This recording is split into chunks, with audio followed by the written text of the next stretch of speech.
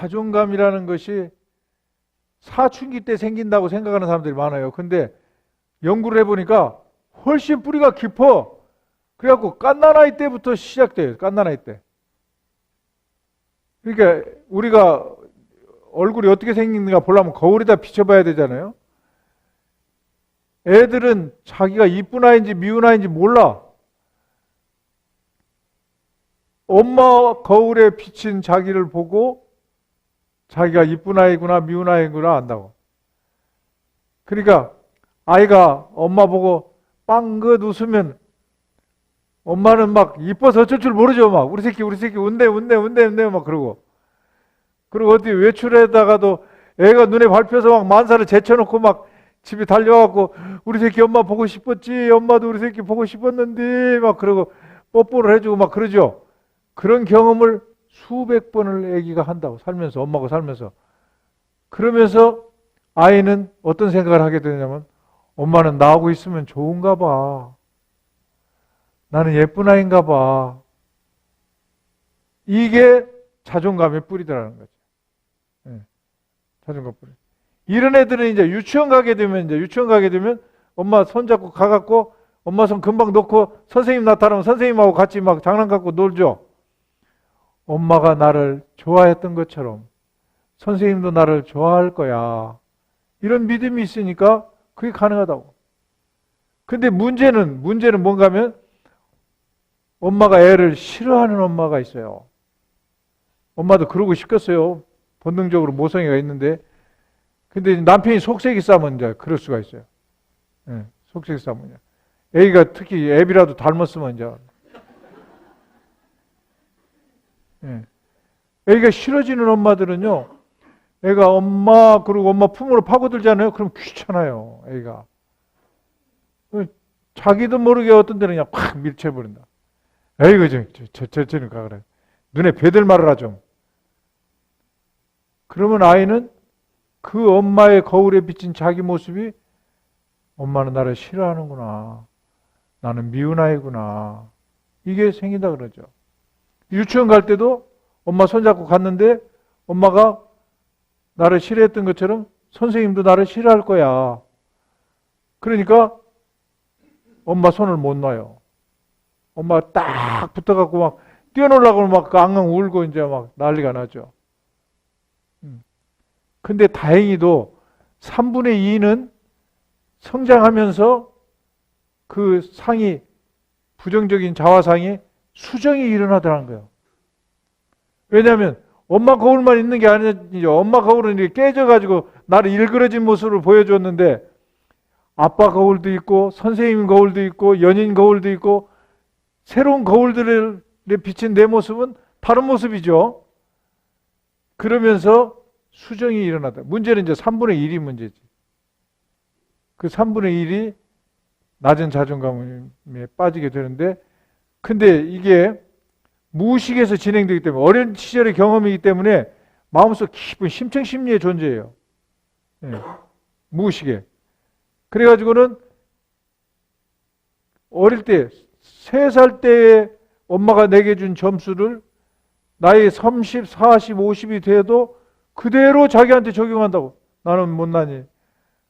나는 무가치한 인간. 아무도 나 같은 건 좋아하지 않아. 싫어할 거야. 이 생각이 무의식에서 그대로 진행돼요. 그대로. 그러니까 어릴 때 3살 때 타던 자전거를 중학교 때 타고 고등학교 때 타고 대학교 때 타고 나이가 40이 되어도 그 자전거를 계속 그대로 타고 있게 되는 사람이 많다는 거예요. 이게 자존감의 실체예요. 이런 시간이 굉장히 중요한 거예요. 이런 시간이. 이런 시간에 나는 어릴 때 엄마가 나에게 준 그 자전거를 타고 있지 않는가 하는 것을 다시 생각해 봐야 돼요. 분석해야 돼. 스스로가. 그래가지고 이제는 어른으로서 새로운 시각으로 내 점수를 현실화시키는 필요가 있다는 거죠. 이것이 자존감의 치유예요. 이게 이제 정 안 된 사람은 이제 정신과 의사 만나고 이제 분석받고 그러면 좋죠. 돈이 좀 들지만. 이 거울들 많죠? 이 거울에 비친 자기 모습이 중요해요, 거울. 그러니까 아버지가 너무 엄한 집안에서 자란 사람도 자존감이 낮아요. 껐등만 하면 막 아버지 요구 수준에 안 맞으면 막 몽둥이질하고 막 괴롭히는 그런. 또 집안이 뼈대 있는 집안일수록 자존감이 낮아요. 뼈대 있는 집안. 그러면 뼈대 때문에. 요구하는 기준이 너무 높으니까 아이 수준에서는 아무리 노력해도 거기에 못 도달해. 미끄러질 때마다 나는 불량품이야. 그것이 어릴 때 딱 무의식에 자리 잡으면 분석이 되지 않는 한 계속해서 나는 불량품, 나는 불량품, 나는 불량품. 이게 그냥 자기도 모르게 간다고. 근데 사회적으로는 뭐 그냥 뭐 CEO도 되고 막 뭣도 되고 다 이렇게 컸는데 내면 세계에서는 전혀 그것이 통하지를 않고 있다는 거죠. 예. 이 애는요, 여자아이인데 남동생을 봤어요. 털을 팔았어. 남동생을 엄마가 나갔고 산부인과에서 태어나가더니 남동생은 이뻐하고 쪽쪽 빨고 난리네 그냥. 그러게 그냥 누나가 말이죠. 막 통곡을 하잖아요. 엄마 나도 아직 아이 말이에요. 이런 애들이 자존감이 낮을 수밖에 없다고. 할머니 할아버지도 오시기만 하면은 가시랑년은 저리 가 그러고 그냥 고추 달고 나왔다고 막 동생만 막 그냥 알아주네. 사람 미치겠어 그냥 막. 그러면 자존감이 낮아진다. 이런 유년기의 경험들이 자존감의 실체에 들어가 있다. 그러니까 오늘의 내 자존감을 들여다보려면 유년기를 생각해요. 우리 집안 분위기가 어땠는가? 아빠와 나의 관계는 어땠는가? 오빠와 나의 관계는 어땠는가? 거기서 답이 나온다고.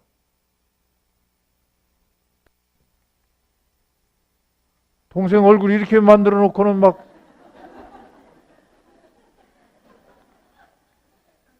아버지라는 이 거대한 바위 밑에 아이가 풀이 죽어 있죠. 특히 남성들은 아주 굉장히 아버지가 중요해요. 이거 보세요. 애들은 지 나이에 맞는 자전거를 타고 있잖아요. 근데 어른이 돼갖고 아직도 어릴 때 타던 자전거를 그대로 타고 있어. 이 나이가 되면 하다못해 티코라도 타고 다녀야 돼. 자기 점수를 현실화시키는 작업이 필요하다. 근데 이게 내 EBS에서도 강의했는데 엄마의 자존감이 낮은 애들의 자존감이 이렇게 낮아요. 엄마의 자존감이 높은 애들의 자존감이 이렇게 높다고.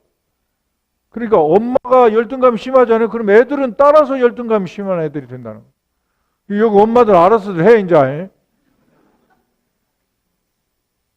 아빠도 마찬가지예요. 아빠 엄마가 열등감이 심하잖아요. 그럼 대물림을 해요. 애들한테. 내가 나한테 몇 점 주느냐는 거예요. 내가 나한테 합격점을 주면 자존감이 높은 사람이에요. 근데 내가 나한테 불합격점을 주는 사람, 낙제 점수를 주는 사람은 자존감이 낮은 사람이에요. 근데 그 평가할 때 세 가지 측면에서 하거든요. 첫째는 자기 가치감이 자존감이에요. 나는 가치 있는 사람이야. 이 자존감이요.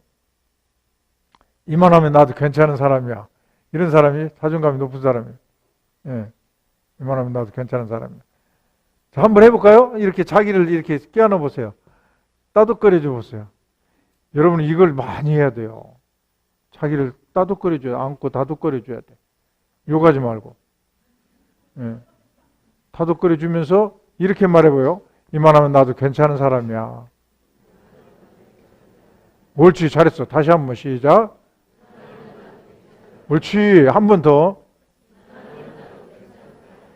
챙기는 것 같이 하지 말고 진심으로 한번 속삭이듯이 해봐. 시작. 그렇지. 그 자존감이 높은 사람. 그 사람은 자기 가치를 인정해 주는 거죠. 우리가 꼭 대통령이 돼야만 가치 있습니까? 한 인간으로서 우리는 모두 다 가치 있는 존재들이에요. 우리 손가락에 있는 지문은 지구상의 70억 인구 중에 같은 지문을 가진 사람은 한 사람도 없거든. 신기한 일이잖아요. 이 지문은 내 거예요. 이 지문이 독특하듯이 내 인생도 독특한 유일무이한 인생이라고. 그 가치를 인정해야 돼요. 근데요, 자기 가치감이 있는 사람과 자기 가치감이 없는 사람, 쓰레기라고 생각하는 사람은 굉장한 차이가 있어요. 이 일상생활에서. 이만하면 나도 괜찮은 사람이야. 그럴 때 가치감이 없는 사람은 어떻게 이야기하냐면 나는 쓰레기야. 아무도 나 같은 걸 좋아할 리가 없어. 나는 무가치한 인간이야. 난 투명 인간이야. 아무도 나 같은 것은 인정해 주질 않아요. 이렇게 생각하는 사람이 있어요. 이 자존감이 높은 사람과 낮은 사람이죠. 근데 자존감이 높은 사람들은 자기를 보석처럼 생각해요. 여러분, 다이아몬드는 사람들이 다 좋아하죠. 왜 좋아하냐면 가치가 있으니까. 깨진 콜라병은 아무도 안 좋아하죠. 혐오감을 느끼죠. 왜냐하면 쓰레기니까. 근데 이걸 그대로 자존감에다 대입을 해보면요, 엄청난 결과가 온다고. 가령 자존감이 낮은 나를 쓰레기라고 생각하는 사람들은요, 사람들이 나를 싫어할 거라고 생각해요. 그리고 이런 자리에서 금방 할 수가 있어요. 이런 자리에서도 옆에 사람들은 모르고 자기는 알아. 자기는. 이런 자리에서도 자존감이 낮은 사람들은요, 무가치감을 가지고 있는 사람들은 옆에 앉은 사람이 굉장히 신경이 써져요. 옆에 앉은 사람이. 어떻게 신경이 써지냐면 내 옆에 앉은 사람이 내 옆에 앉은 것을 아까부터 후회하고 있는 것 같아. 내가 어찌 이렇게 그냥 쌍꺼풀도 아닌 거 옆에 앉았네 그냥. 꼭 그럴 것 같아. 그래갖고 막 굉장히 신경이 써져 옆에 사람이. 근데 그 사람이 저쪽으로 외면이라도 하잖아요. 그러면은 시작했구나. 이제 내 곁을 떠나서 저쪽으로 자리를 옮기는 것은 시간 문제다. 이런 식으로 생각하니까 말이죠. 그러니까 이렇게 자존감이 낮은 사람들은요, 저녁 때 퇴근해서 집에 가면은 그냥 녹초가 돼버려요. 피곤해가지고. 에너지를 막 굉장히 낭비하니까. 자존감이 높은 사람과 낮은 사람은요, 대인관계에서도 아주 다른데, 가령 며느리가 있어요. 새 며느리가 왔는데, 시어머니가 막 나무래요. 너는 음식도 못하고 도대체 가정교육을 뭘 배워갖고 시집을 왔냐 도대체. 이런 말 들었을 때, 자존감이 높은 며느리는 이런 생각이 나요. 어머님이 지금 나를 몰라서 그래. 차츰 나를 알게 되면 나를 좋아하실걸? 이런 생각이 나요. 그러니까 어머님, 제가 직장생활 하느라고 음식 요리를 못 배웠어요. 가르쳐 주세요. 제가 열심히 할게요. 그리고 신랑 좋아하는 음식도 가르쳐 주세요. 이런 며느리를 미워할 시어머니가 없어. 근데 문제는 자존감이 낮은 며느리요. 아무도 나 같은 건 좋아할 리가 없다고 생각하거든요. 근데 시어머니가 음식도 못하고 도대체 가정교육을 뭘 받고 시집을 하냐 그냥. 이럴 순간에 이 며느리 마음속에서 이런 생각이 딱 떠올라요. 아, 드디어 어머님이 나를 알기 시작했구나. 이런 며느리하고는 도저히 못 살겠네 하실 날이 오고야 말 거야. 똑같은 시어머니의 비난을 듣더라도, 책망을 듣더라도 자존감에 따라서 반응은 하늘과 땅 차이다 말이야. 근데 이런 며느리가 시어머니하고만 그런 관계냐면 그게 아니요. 가는 데마다 그래요. 대학 때를 보면 대학 동아리에서 그랬고, 지도교수하고 그랬고, 심지어 남편하고도 그러고, 그렇게 된다고. 이게 큰 문제가 결국에는 자존감에 달려 있더라고. 자존감이. 가치감. 자기 가치를 인정하느냐 달려 있어요. 두 번째는 self confidence. 자신감. 자존감이 높은 사람은요, 자신감이 있어요. 이렇게 생각해요. 내가 완벽하게는 못할지도 몰라. 그러나 내게 주어진 일을 나는 남들 하는 만큼이야 해낼 수가 있는 사람이야. 이렇게 생각하는 사람은 자신감이 있는 사람이요. 근데 자신감이 없는 사람은 나는 항상 실패만 하는 사람이야. 나는 재수대가리가 없는 사람이라 내가 끼어들기만 하면 사업이 망해. 안 될 거야. 다 틀렸을 거야. 망할 거야. 이렇게 생각해요. 대학 진학할 때도요, 수능 성적하고는 말도 안 되는 하향 지원을 해버려. 그래갖고는 나중에까지 막 후회하고 막 괴로워하고 그런다고. 자신이 없으니까. 무엇을 해도 망할 거라고 생각하니까.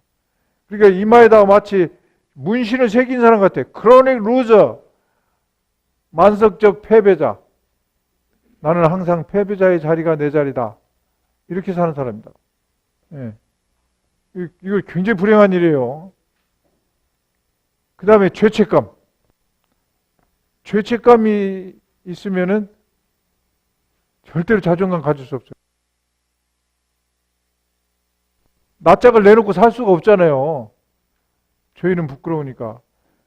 그러니까 자존감을 갖고 살려면 스스로에게 떳떳해야 돼요. 예. 스스로 남은 속일 수가 있어도 자기는 못 속이거든요. 스스로가 당당하고 떳떳해야 돼. 그래야지 자존감을 유지할 수가 있다. 이 세 가지 측면에서 자존감이 만들어지는 거라고. 관점의 문제. 근데 자존감이 낮은 사람들을 보면은요, 내가 자존감이 낮은 것은 눈이 와샤서 단추구멍만 하기 때문이야. 이렇게 확실한 근거가 있기 때문에 내 자존감이 낮다고 착각을 하고 있어요. 착각을 하고 있어요. 내가 돈이 없기 때문에 내 자존감이 낮아. 그럴 수밖에 없어. 내가 출세를 못했기 때문이야. 이렇게 생각하거든요. 근데 그게 아니더라고. 내가 본 환자 중에 제일 부자 환자는 8천억 부자가 있었어요. 근데도 자존감이 낮아요. 그래갖고 뭐라 그러냐면, 이 재산 이거 내 거 아닙니다. 이거. 날아가려면 한 방에 날아갑니다. 저는 그날을 대비하면서 늘 삽니다. 그래. 8천억 부자가 거지가 됐을 때를 준비하고 살고 있다고. 상상도 못해요. 8천억 실감도 안 나더라고. 근데 외국에 그 계약하러 갈 때는 비행기를 1등간 타고 가더라고. 보통 미국 가면 100 몇십만 원이잖아요. 근데 2천만 원인가 된대요, 1등은. 나는 한 번도 안 타봐서 몰라. 근데. 그러니까, 객관적으로 그분이 가지고 있는 재산이나 사회적 위치나 그런 것은 굉장한 위치에 있음에도 불구하고, 내적 현실, 심리적 현실을 보면은 굉장한 열등감 속에서 초조하게 살고 있는 사람들이 많다는 거예요. 예. 그 마음의 태도 때문에 그래요. 여기는 이제 이 지선이가 이화대학 다닐 때는 이렇게 이뻤는데 3학년 때 이제 화재를 당하고 자동차 사고 나서 막 이렇게 됐잖아요. 그럼 이렇게 되었으면 막 자존감이 무너지고 열등감 속에 빠져서 살아야 되겠죠. 그런데 지선이 전혀 그렇지 않아요. 이번에 얼마 전에 보니까 외국에서 사회사업과에 학위도 받아갖고 왔더라고. 예. 그리고 지선아 사랑이라는 책을 써가지고 많은 사람들에게 좋은 영향을 주고 있고 그렇게. 그러니까 이런 얼굴을 갖고도 자존감을 유지하는 사람이 있는가 하면 코 좀 뾰족하지 않다고 그래갖고 막 열등감 느끼고 막 그렇게 사는 사람도 있다고. 이게 문제는 마음의 태도예요, 이거 문제는. 이것도 그런 이야기인데, 이 마리아라는 이분은 가수예요. 소프라노. 그 남편하고 지금 아주 행복해 보이죠? 근데 실제는 이래요. 양팔이 없고 기형아요. 온전한 건 발 하나인데 그 발을 가지고 발가락으로 피아노 치는 걸 엄마가 가르쳐 갖고 가수를 만들어서 이렇게 세계의 연주회, 지금도 유튜브에 들어가면 이분 노래 한번 들을 수 있어요. 예. 이렇게 됐거든? 그러니까 이런 몸으로도 이렇게 자존감을 갖고 세계 연주여행을 하면서 하는데 눈 좀 쌍꺼풀 아니다고 그것 갖고 그래 싸우면 안 되지. 체중 좀 나간다고 그것 갖고 그래 싸우면 안 되지. 자, 이 시를 한번 다 읽어볼까요? 나도 내 소리 내봤으면. 그러니까 자존감이 낮은 사람은 자기 목소리를 못 내요. 근데 인간은 자기 소리를 낼 수 있을 때에 정신적으로 건강해져요. 자기 소리를 낼 수 없을 때 쇠약해져요. 예, 이 시인이 아주 멋진 시를 썼어요. 다 같이 나도 내 소리 내봤으면 시작. 산은 산에게 주고 강은 강에게 주었으면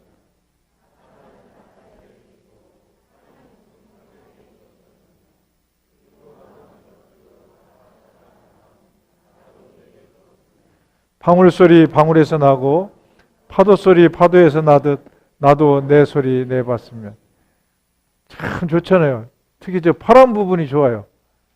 예. 방울 소리 방울에서 나듯이 내 소리가 있단 말이죠.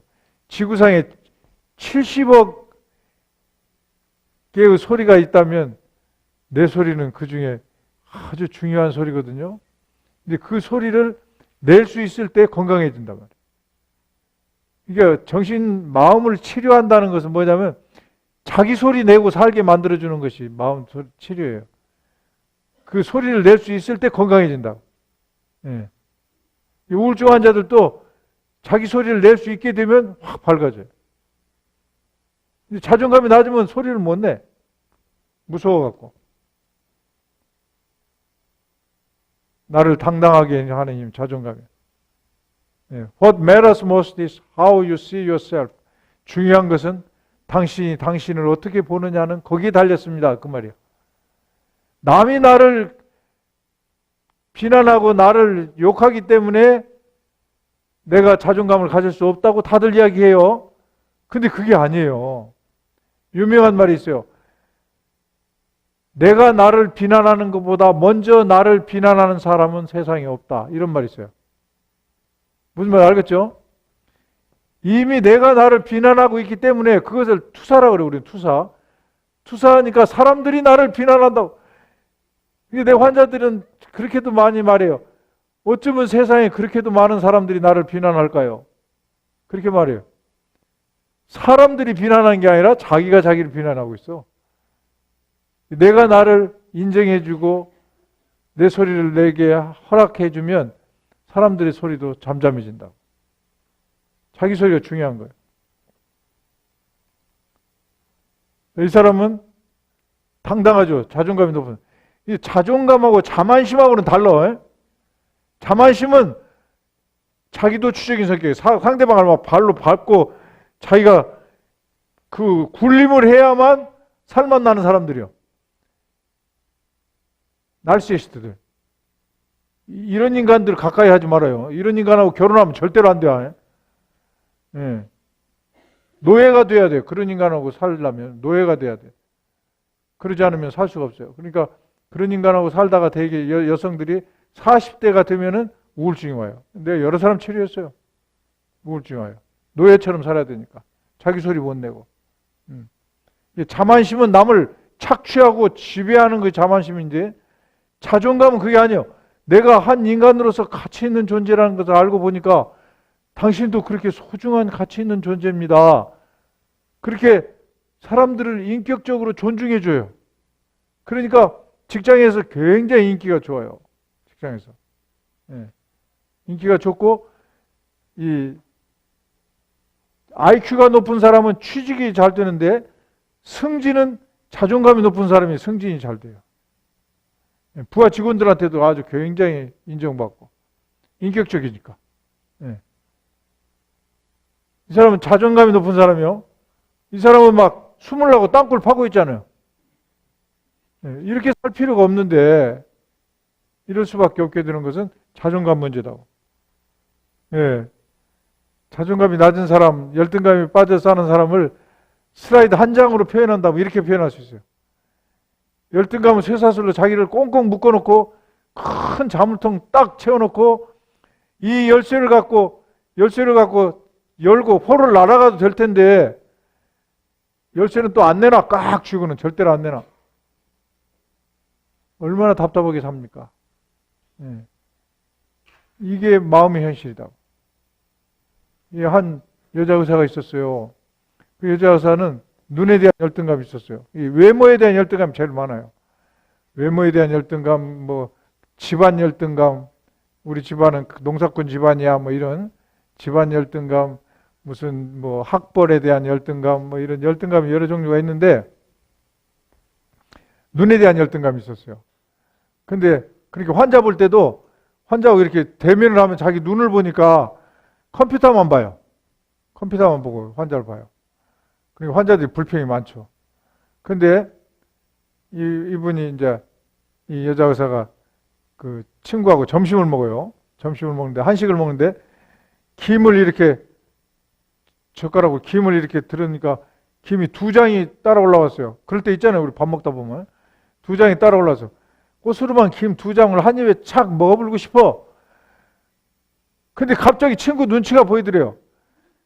자기가 김을 2장을 한꺼번에 먹으면 친구가 욕할 것 같더래. 눈도 작은 것이.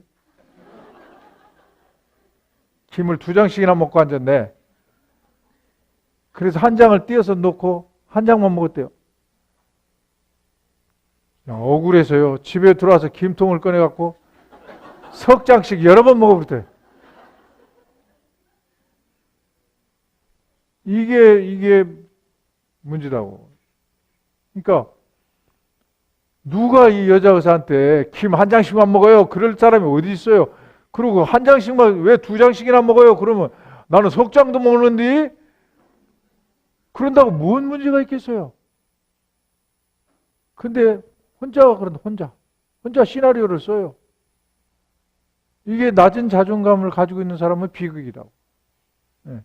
전혀 그럴 필요도 없는데 이게 꽁꽁 자기를 묶어놓고 김도 마음대로 못 먹어. 네. 새로운 각도에서 자기를 채점하세요. 그 다음에 자존감을 높이기 위해서는 칭찬을 들으면 인정을 받을 때 자존감이 올라가요. 인정을 받을 때. 예. 그러니까 좀 인정을 많이 받아야 돼. 근데 인정해 준 사람이 참 드물어요. 직장에서도 맨 욕하는 놈들만 많지. 인정해 주는 사람. 인정을 하는 게. 그러니까 부부간에 많이 하라고, 부부간에. 부부간에 막 많이 인정을 해주세요. 내 아내는 막 나를 인정해줘. 내가 자동차 운전하면 조수석에 타갖고 막 나는 당신 차를 타면 잠이 와. 그래요. 너무 편하게 운전하니까 잠이 온대. 나도 막 칭찬해줘요. 막 찌개 잘 끓이거든, 찌개. 이런 맛있는 찌개 먹고 사는 사람은 아시아에서 나밖에 없을 거야. 그러면 내 아내가 막 좋아해요. 생활 속에 이런 상대방을 인정해줘. 근데 이런 성격이, 이걸 꼭 알아야 되는데, 좋은 것은 안 보이고 문제만 보이는 성격이 있어요. 가령 아내가 예쁜 옷을 입고 촥 나타났어요. 봄 옷을 입고. 그랬을 때 보통 남편이, 정말 컬러도 예쁘고 예쁘네. 봄은 당신 의상으로부터 오는 것 같아. 그런데 어떤 남편은 그 아름다운 옷은 안 보이고 여기 붙어있는 요만한 실밥만 보여요. 그 실밥 좀 띄고 입어. 이건 문제라고. 근데 그런 남편들은요, 그래도 내가 늘 문제를 지적하기 때문에 우리 집안이 이 정도라도 유지가 되는 거야. 이런 식으로 착각을 하고 있어요. 그걸 그러면 안 돼요. 실밥도 보지만 아름다운 의상도 봐야 돼요. 네. 칭찬 굉장히 중요합니다. 칭찬. 서로 인정해줘요. 친구지간에도요. 여러분 친구들을 생각하세요. 그러면 어떤 친구는 만나면 막 격려를 주는 친구가 있는가 하면 어떤 친구는 만날 때마다 속을 뒤집어 놓는 놈들 있잖아. 그런 친구는 만나지 마라. 정신건강에서 안 좋아. 네. 칭찬, 인정받는 게 굉장히 중요한 거예요. 인간에 있어서. 네. 현실을 받아들인다는 거. 가령 아버지는 바꿀 수 없잖아요. 아버지 열등감 있는 사람들. 어머니 열등감 있는 사람들. 어머니 바꿀 수 없죠. 현실이니까 수용해야 돼. accept. 받아들여야 돼. 그래. 이분이 내 아버지다. 그렇게 인정하고 받아들여야 돼. 나도 인정하고 받아들이 어려운 현실이 하나 있었어요. 머리 벗겨진 거. 예. 그래서 이놈을 길러서 이러고 다녔거든요. 제일 지랄이 바람 부는 날에 바람 부는 날. 그런 날에 이렇게 잡고 댕겨 이렇게. 근데 내가 환자들한테 제일 많이 하는 말이 뭐냐면 현실을 인정하십시오. 근데 내가 이게 모순이잖아요. 그래서 안 되겠다. 그리고 이제 모든 머리를 제자리로 다 돌려보냈어요. 그리고 내 아내한테 보여줬죠. 여보, 나 이렇게 내놓고 살란데 어때? 그랬더니 내 아내가 격려해 주더라고. 나는 당신 호나이 좋습디다. 그래. 글제이. 그리고 그날부터 이렇게 내놓고 살아. 지금 나는요, 바람 부는 날 언덕 위에서도 끄떡없습니다. 근데 그 열등감 고비를 넘길 때 꼭 이 고비가 있어요. 이걸 받아들이면 큰일 날 것 같아. 사실은 아무것도 아닌데. 오히려 더 자유로워지는데. 현실을 인정하고 받아들여요. 시간 때문에 여기까지 해야 되겠어. 예. 책 꼭 읽어봐요. 예, 감사합니다.